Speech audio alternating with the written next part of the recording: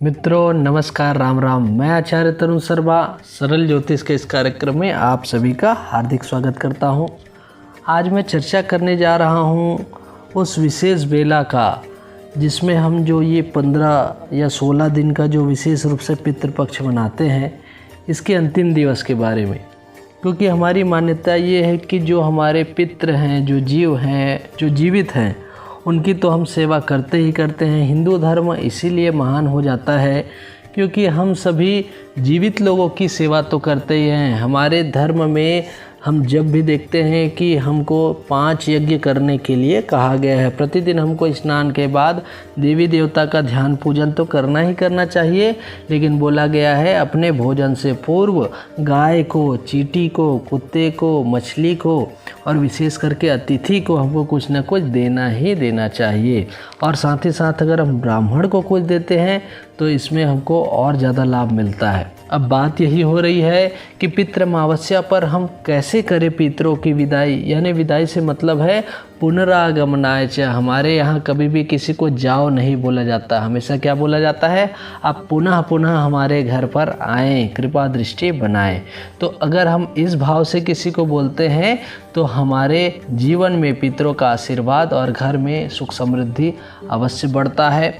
तो आइए जानते हैं कि हम ऐसा क्या करें जिससे कि हमारा ये जो पितृ पक्ष का जो अंतिम दिन है, जिसको सर्व पितृ अमावस्या बोलते हैं, जिस दिन हमको विशेष रूप से श्राद्ध करना चाहिए, तर्पण करना चाहिए और हमारे पितरों को मन से ध्यान करना चाहिए कि हे पितृ देवता, अगर मैं एक भी दिन अगर हम आपकी सेवा नहीं कर पाए हैं किसी भी कारण से, अगर कोई डॉक्टर है, मान लो की बात है अभी कोरोना की स्थिति बन रही है, तो वो अपने काम में लगा हुआ अपने काम को बहुत ईमानदारी से निभा रहा है, तो उसे कोई दोष नहीं पड़ेगा। लेकिन अगर कोई व्यक्ति ऐसा है जो घर में है लेकिन कभी भी ध्यान नहीं कर रहा है, कई लोग के मन में क्या हो जाता है, पितृपक्ष है पूजा पाठ नहीं करना। ऐसे भी धारणा बहुत गलत है क्योंकि पितृपक्ष जो होता है ये पितरों के लिए विशेष हो जाता है, लेकिन जो नित्य के कर्म है, डेली के जो पूजा पाठ है, दान वगैरह है, उसमें कमी नहीं करना है।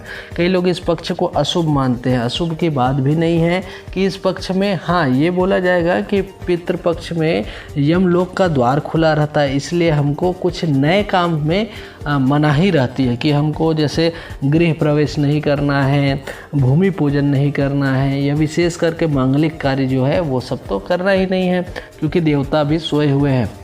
अब यहाँ पे क्योंकि इसको इसलिए नहीं करना है क्योंकि जब हमारे पितृ हमारे घर पर आएंगे और हम अपने घर को छोड़ के दूसरे घर में गृह प्रवेश कर लेंगे तो ऐसे में वो पितृ हमसे कहीं ना कहीं नाराज़ ज़रूर होते हैं। अब बोला भी गया, लोगों के मन में होता है कि ऐसा क्यों होता है, पितृपक्ष में दिखावा क्यों है, ये 16 दिन का दिखावा आप लोग करते क्यों हैं? तो ये दिखावा नहीं है, ये भाव है। बोला भी गया है श्रद्धा विश्वास रूपी जब हम कुछ कार्य करते हैं तो उसका फल विशेष रूप से हमको मिलता है। श्रद्धा के रूप में माता पार्वती को माना गया है और विश्वास जो है शिव रूपिणों, शिव के रूप में विश्वास को माना गया है। अब यहाँ पे हमारे जीवन में अगर हम पितरों की सेवा करते हैं तो सभी देवी देवता कुछ दिनों के लिए विराम में रहते हैं। सबका कहना ये होता है कि जैसे कोई बच्चा पढ़ाई करने कहीं गया है, किसी प्राइवेट संस्था या कहीं ऐसे संस्था में गया जहाँ निवासरत होकर के वो पढ़ रहा है या गुरुकुल में पढ़ रहा है, तो पहले के भी ज़माने में होते थे, आश्रम में जो गुरुजन होते थे, आज भी जो लोग होते हैं, माता पिता से जब मिलने के लिए बच्चे आते हैं तो गुरुजन साइड में हो जाते हैं, यानी गुरुजन अपने स्थान पे रहते हैं और माता पिता के पास बच्चों को छोड़ दिया जाता है।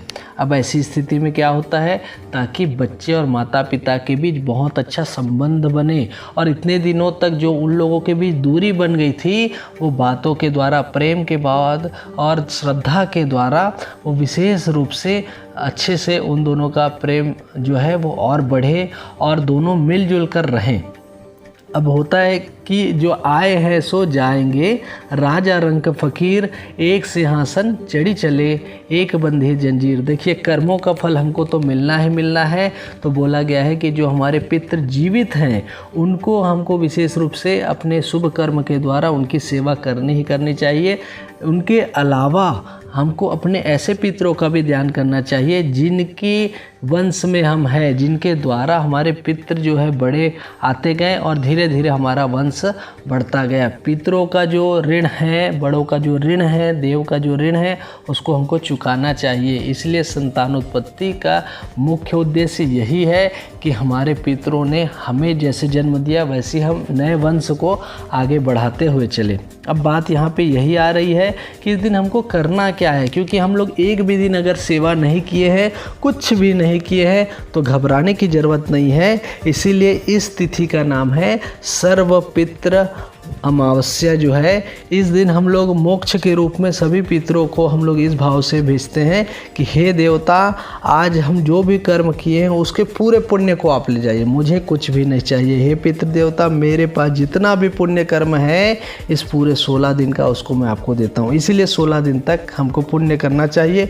नहीं कर पाए कोई बात नहीं, बोला गया है कि आधे की पुण्याद अगर आप अंतिम दिन भी समझ जाते हैं, विशेष रूप से आप अपने पितरों के नाम से ब्राह्मणों से गीता का पाठ करवाते हैं, ब्राह्मणों को भोजन करवाते हैं, स्वस्ति वाचन करवाते हैं, और यहाँ तक जितने भी शुभ कर्म करते हैं, गाय को भोजन करा रहे हैं, कौवे को भोजन करा रहे हैं, तो जो भी देवी देवता के और कौवे जो है विशेष पितरों के रूप में ही आते हैं, तो ऐसे लोगों की जब सेवा करेंगे, जीवों की सेवा करेंगे, तो हमारे जीवन में हमको अवश्य लाभ मिलेगा। साथ ही साथ बताया गया है कि जब शुभ जल को आकाश की ओर छोड़ा जाता है तो पितृ बहुत खुश हो जाते हैं, और जैसे ही पितृ खुश हो जाते तो हमारे जीवन में हमारे पितरों के आशीर्वाद से बहुत ज़्यादा हमको लाभ मिलता है। अब एक विशेष उपाय पे भी चर्चा कर रहा हूँ, क्योंकि दिन भर हम जैसे भी अपने पितृ के फ़ोटो को सामने रख करके याद करें या अपने जो भी कर्म है उसको कुछ देर स्थगित कर दे। एक दिन आप चाहे तो अपने पितरों को याद करिए, अपने बच्चों को अपने माता पिता के बारे में बताइए, अच्छी अच्छी बातों को बताइए,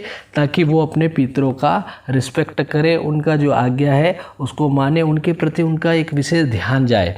अब यहाँ पे बात ये आता है कि हम अपने पितरों को किस रूप में प्रेजेंट करते हैं। अगर उनके कुछ दोष रहे होंगे तो उनको भूलिए और उनके पॉजिटिव चीज़ों को ही याद करिए, सकारात्मक चीज़ों को याद करिए। अब ये जो मैं उपाय बता रहा हूँ इसको अवश्य करें। आपको गाय कौवे इन लोग को तो देना ही, जो भी अपना नियम है जो मैंने पिछले वीडियो में बताया है उसके माध्यम से करना ही करना है। यहाँ पे आपको ये ध्यान रखना है कि इस दिन 17 तारीख जो पड़ रहा है 2020 में पितृ अमावस्या जिसको बोलते हैं, इस दिन सुबह जब भी उठे तो उठते ही आपको स्नान कर लेना है। स्नान करने के जल में आपको गंगा जल मिला लेना है और एक सफ़ेद या कोई भी स्वच्छ कपड़ा पहनना है, काला वस्त्र नहीं पहनेंगे।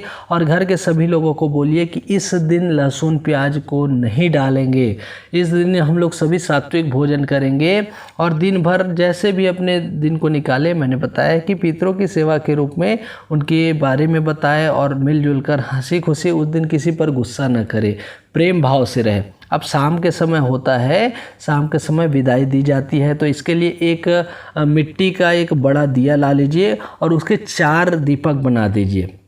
4 अलग अलग सिंगल दीपक चारों दिशा में रहेंगे, पूर्व पश्चिम उत्तर दक्षिण में अलग अलग 4 वो रहेंगे और चारों मध्य में जा कर के एक दूसरे से जुड़े रहेंगे, बीच में जुड़े रहेंगे और कोने से एक एक दिया निकला रहेगा, यानी चौमुखी दिया जिसको बोला जाता है। और इन सभी में जो भी तेल डालना है, सरसों का तेल डालें और रुई का बत्ती ये रहेगा, और इन सभी को घर की चौखट पे ले जा करके, एक जो दिया बनेगा इसको ले जा करके चौखट पे रख देना है और एक लोटा वहाँ पे जल लेकर के उसमें थोड़ा तिल वगैरह डाल दीजिए, तिल जौ डाल दीजिए, बने तो थोड़ा दूध डाल दीजिए और गंगा जल डाल करके वहाँ पे रख देवे। और शाम के वक्त हाथ जोड़कर दक्षिण की ओर मुख करके पितरों से विनती करके, हे पितृ देवता, इस वर्ष के जो मेरे विशेष रूप से जो जितना भी मैं कर पाया, नहीं भी कर पाया, तो आज जो कर रहा हूँ इसका पूरा फल आप हमें प्रदान करें और मेरे जीवन में शुभता लाए, मेरे बच्चों को अपना आशीर्वाद अवश्य प्रदान करें। प्रति वर्ष आप हमारे घर पर अपनी कृपा दृष्टि जरूर बनाएं, ऐसा भाव रखें। और देवी देवता से, यमराज से भी विनती करें कि हमारे पितरों को दिव्य लोक प्रदान करें। अगर आप इतना करते हैं और साथ ही साथ कोई भी वृद्ध को साल भर अगर ये संकल्प लेते हैं कि मैं उनके प्रति कृतज्ञ रहूँगा और उनके आज्ञा को मानूंगा और जो भी पितृ है उनका कभी अपमान नहीं करूँगा, तो आपके जीवन में अवश्य ही उत्तरोत्तर वृद्धि मिलेगी। आप व्यवसाय करते हैं तो आपको व्यवसाय में बहुत लाभ मिलेगा। मित्रों, ये वीडियो कैसा लगा मुझे अवश्य बताएं। साथ ही साथ चैनल में नए हैं तो चैनल को लाइक, शेयर और सब्सक्राइब जरूर करें। मिलते हैं अगले वीडियो में, तब तक के लिए राम राम, जय सिया राम, जय जय सिया राम।